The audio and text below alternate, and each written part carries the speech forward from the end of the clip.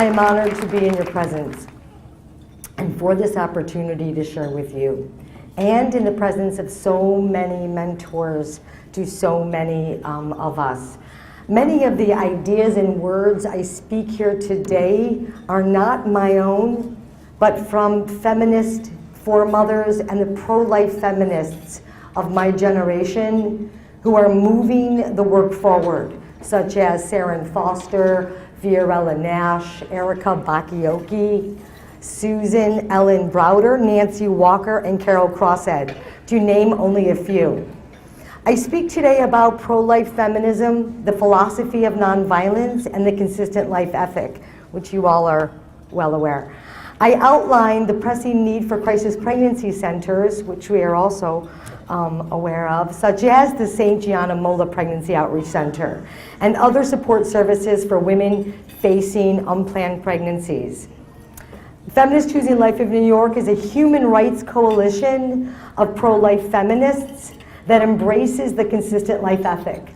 We educate and advocate for nonviolent solutions to inequality. We promote the extension of human rights to every member of the human family and recognize the right to live free from violent destruction as the most basic human right. We oppose war, abortion, assisted suicide, capital punishment, and other forms of lethal violence. First, what are the core principles of nonviolence? Briefly, the theory of nonviolence recognizes the use of violence by people and governments as a fragile, unstable approach to handling human conflict, as rooted in hatred and fear and capable only of replication. The philosophy of nonviolence embraces the consistent life ethic, an ideology that lucidly recognizes the inherent value and dignity of all human life, from conception to natural death. The logic is seamless and coherent. Whether a human is tiny, innocent, and developing in utero, or guilty of committing the most heinous crime, each is equally human and equally deserving of life. The essential value of human life is not dependent on or relative to the worth others may assign or may not assign to it. According to the principles of nonviolence, humanity and the right to live free from violent destruction innately belongs to every member of the human species. It cannot be forfeited, traded, or arbitrarily bestowed, removed, or defined. War, as we know it, has cost millions and millions of lives throughout history, but abortion has cost more. But what is feminism, and what is pro-life feminism? According to Webster's dictionary, that buzzword feminism, feminism is the theory that women and men should possess equal rights and opportunities within the social, political, and economic systems of civil societies. U.S. Supreme Court Justice Ruth Bader Ginsburg, who is extraordinarily pro-choice, best defines feminism, I think, as a theory of equal citizenship, where men and women have equal opportunities to aspire, achieve, participate in, and contribute to society based on their own individual talents and capacities. Like the abolitionist movement that began to rehumanize Black people, feminism began as a movement to rehumanize women, a people group like Blacks that had long endured oppression. As you know, when the feminist movement started in the late 18th century within the Western world, women could not vote, own property, control their own money, or freely speak, assemble, attend college, or acquire legal custody of their own children after divorce. Women were considered property, not human beings, entitled to civil rights. The early feminist movement was a woman's movement for equal opportunities within the most significant spheres of civic society, the socio-economic and political institutions that order human affairs. It was a movement that sought to extend human rights and opportunities, not to destroy or remove them from any group or member of the human family. Our feminist foremothers made it clear that abortion was not only an egregious offense against the most vulnerable human beings, but an offense against women and women's equality. So when did feminism embrace abortion rights as central to women's liberation? According to feminist writers, somewhere along the way, the sexual revolution collapsed into the women's movement, and the right to abortion became synonymous with women's quest for equality. As Sue Ellen Browder points out in her book Subverted, the merging of these two movements birthed the perception that a woman cannot be the equal of a man politically, economically, or socially unless she is able to kill her unborn child. Some feminists recognize propaganda as spearheading this shift in the feminist movement, that insidious form of withheld truth that cuts off democratic discourse, blocks genuine dialogue, and keeps the public from participating in reality.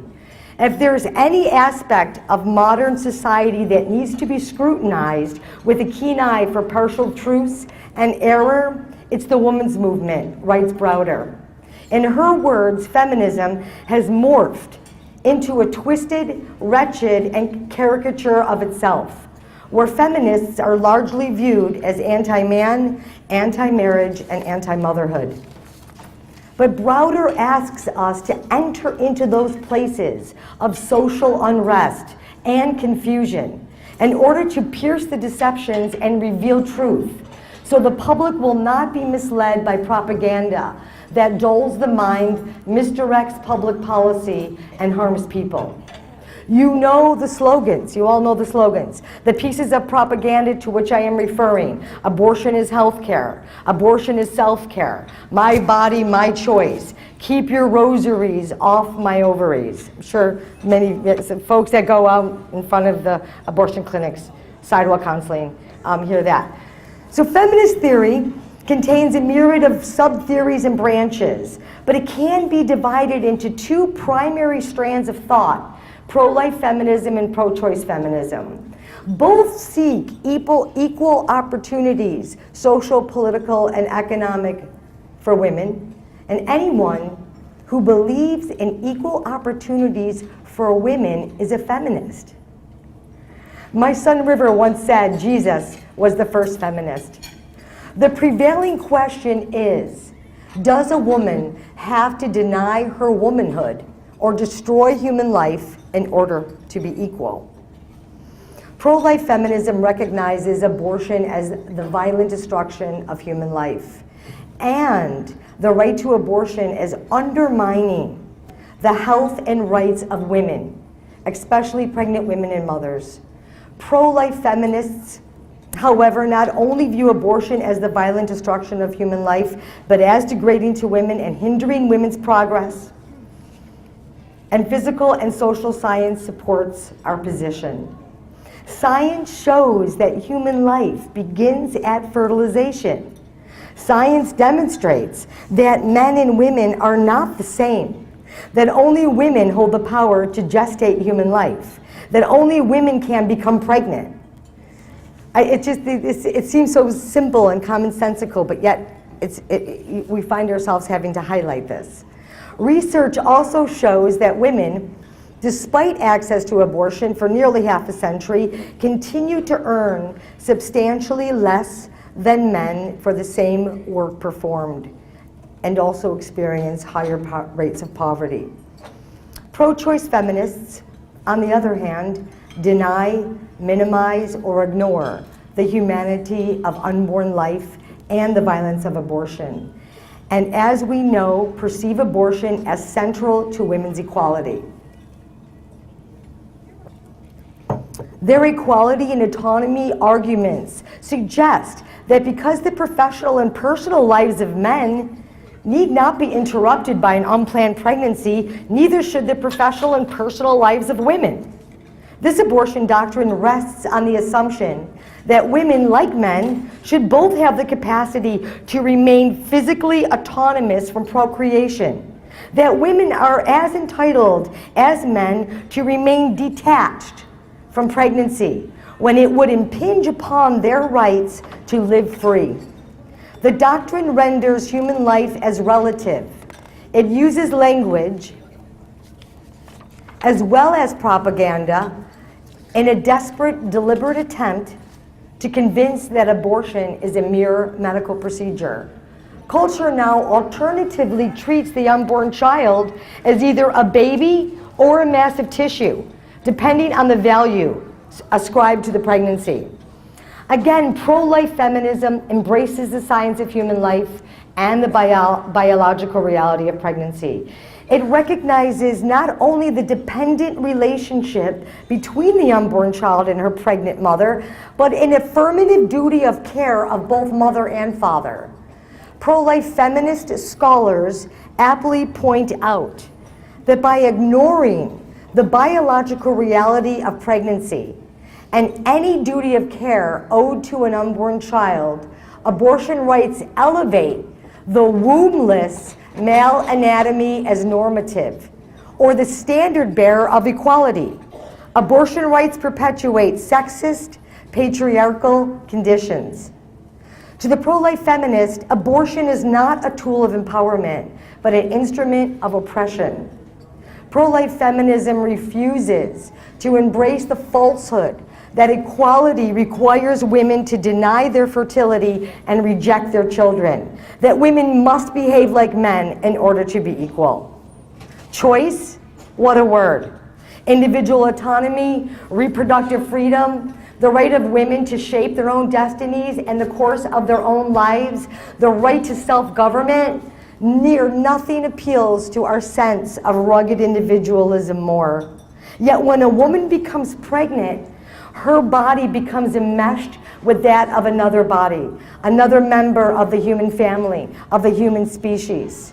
Pro-life feminist Frederica Matthews Green writes, when pregnancy begins, a woman is plunged into an experience of intimacy more profound than any other. She is knit, literally, to another human, one half made of her own self. Biological realities, however, need not determine social constructs. But when societies ignore them, it becomes more likely that social arrangements will end up denigrating. Abortion rights promote stereotypical, male-centered, misogynistic systems and institutions, and hence a culture of hostility towards pregnancy, motherhood, and even parenting. Fiorella Nash explains, the ongoing struggle for equality needs the contributions of pro-life feminism if the complex challenges and difficulties facing women in the 21st century are to be adequately addressed. The obstacles she refers to include the structural barriers to equal citizenship that women, especially mothers, experience every day. The continued lack of equal pay for equal work, the dearth of college-based and workplace childcare, and employee flex time or paid paternal leave. The fact that human life gestates in the wombs of women indeed does not necessitate current social realities that impede women's quest for equality.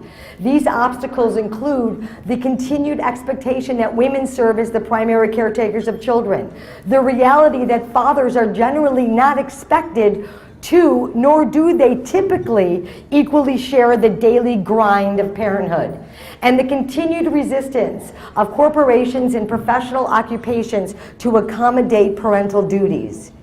If we speak of an overturned Roe versus Wade or the extension of legal personhood to unborn children, we must continue to address the very real impediments that interfere with equal rights for women, for mothers, especially those faced with unplanned pregnancies. This includes demanding that men step up, that fathers stop abandoning their children, born and unborn, Abortion encourages women to mimic male abandonment. Exactly why do women obtain abortions?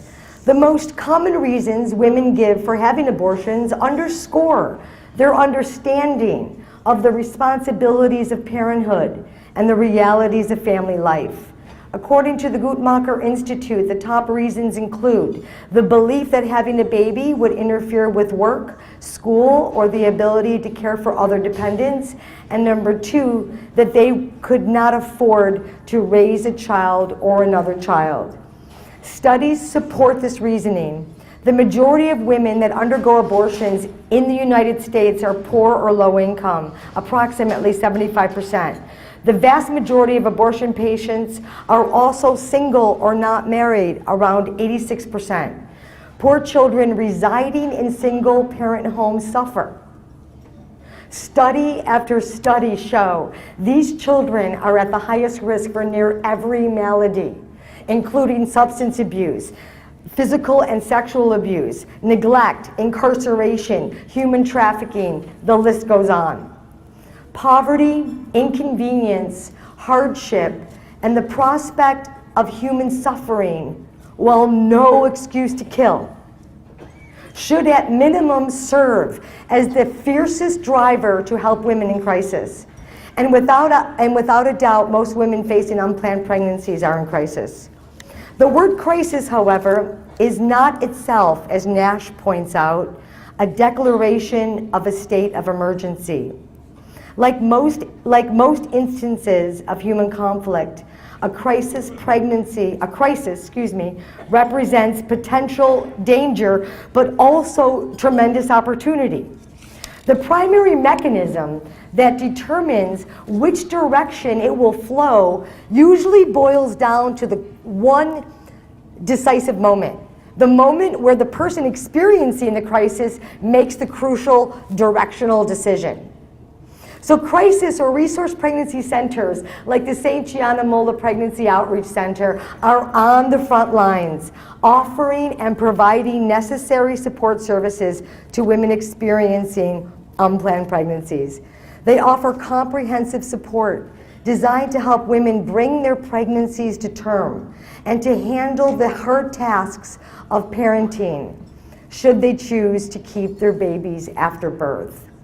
The center also provides referrals for adoption assistance where pregnant women choose to serve as birth mothers. All feminists should squarely draw alongside pregnancy resource centers and expose the support they provide. Knowledge is power, Sir Francis Bacon once said. And according to my mother, Nancy Walker, a founder of the abortion clinic sidewalk counseling movement in the United States, information regarding the myriad of public and private pregnancy support services that exist in every state nationwide are one of the best kept secrets in our modern culture. This shouldn't be. This must change. Women need to know that abortion is not the only option, not the least expensive option or the easiest option, despite how it is sold. Our culture, especially here in New York, encourages women to shout their abortions, to view the abortion experience as a rite of passage to equality. New York now provides full health insurance coverage at coverage of the cost of an unlimited number of abortions, and with the recent enactment of the Reproductive Health Act, abortion in New York is now even more convenient, threatening, menacing, and dangerous. Women need to know that abortion is not necessary to achieve equality, that to enjoy full dignity and rights as an individual, women need not resemble men or repudiate that which is most unique to women, the ability to bear children. As pro-life feminist Erica Bakayoko writes, it is difficult to imagine a more deadly assault upon the dignity of women than an abortion paradigm that claims a woman cannot be both a woman and a full individual. Each generation of people are meant to move forward, to carry on the momentum. But every generation is also meant to do better, to work harder and smarter. The moment we lose sight of the inherent dignity and value of every member of the human species, we lose sight of our own humanity and our power to choose life. Thank you. Thank you so much for this opportunity. Thank you.